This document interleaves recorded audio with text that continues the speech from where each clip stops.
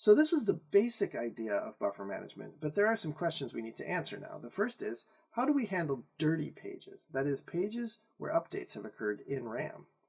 And the second is, how do we handle page replacement? When the buffer pool is full of pages and you'd like to access another page on the disk, because after all, the disk is bigger than our buffer pool, what are we going to do about the pages that are in the buffer pool to make space for the new page you want to work with? So let's look at the dirty page problem first. So imagine that there you are, you've brought a page into memory, you're a higher level of the system, and now you want to modify items on the page. You're either going to insert values or delete values or maybe update some values or pointers.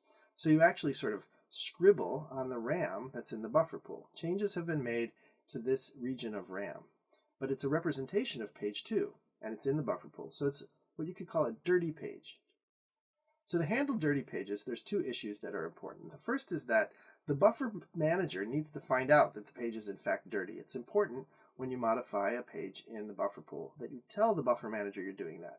And it's going to have a bit associated with each frame that's going to say that the page in that frame is dirty. And then what do you do with that dirty page? That's the second question. Well, the answer is we want to write it back to the disk so it's there for the future. And that's going to be done via the disk manager. Now, there's more to updates to pages that we won't look at today. Two important issues we're going to postpone to later are concurrency and recovery.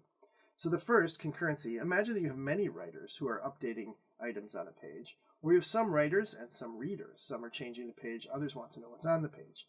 How do you manage those concurrent updates and reads to the page?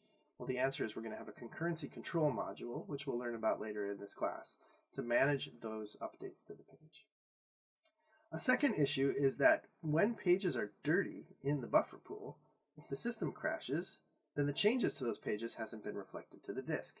So how do we make sure that we have durable updates to those pages during system crash?